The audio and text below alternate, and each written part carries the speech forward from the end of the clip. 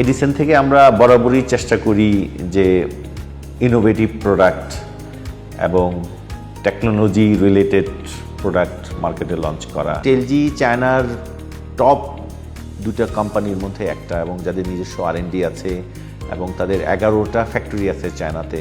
ই বাইকের মাধ্যমে আমরা কিন্তু একটা বড় একটা সুযোগ পাচ্ছি যে কার্বন নিঃসরণ অনেক কমে আসবে এবং পরিবেশের জন্য একটা বড় একটা চেঞ্জ হবে। এটা হোম চার্জিংটাকে আরও কিভাবে ফ্রেন্ডলি করতে পারি, টু হুইলার নিয়ে এখানে একটা ফ্যাক্টরি করার প্ল্যান আছে, তাহলে আমার মনে হচ্ছে যে এই যে মার্কেটটা অনেক বড় হবে। টেলজি electric bike worldwide second product, second bike, যেটা আসলে বিশ্বে এখন পর্যন্ত 100-র উপরে দেশের মানুষ বাইকটা চালাচ্ছে। সেক্ষেত্রে বাংলাদেশের মার্কেটে বাংলাদেশের মানুষের জন্য টেলজি বাইক এখন থেকে অ্যাভেলেবেল হচ্ছে।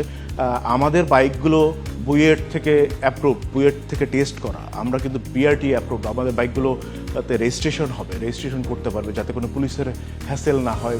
একটা চার্জ দিলে, যদি দেই আমরা একবার চার্জ বাইকে, এক চার্জে 120 কিলোমিটার পর্যন্ত যেতে পারে, যার মাত্র খরচ হবে 14 থেকে 15 টাকা। যদি ওয়ারেন্টির কথা বলি, আমরা আপ টু 2 ইয়ার্স পর্যন্ত ওয়ারেন্টি দিচ্ছি।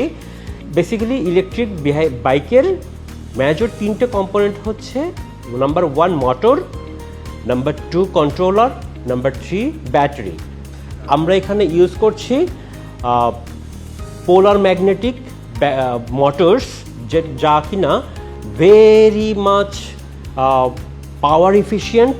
ইফ উই সে যে এটা হচ্ছে 5th generation power saving technology. Also we are using the controllers which is also very much efficient in the distributing power.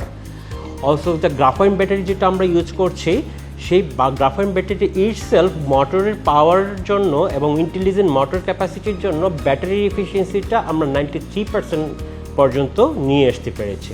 দেন টেলজি can be the one of the biggest choice in the market.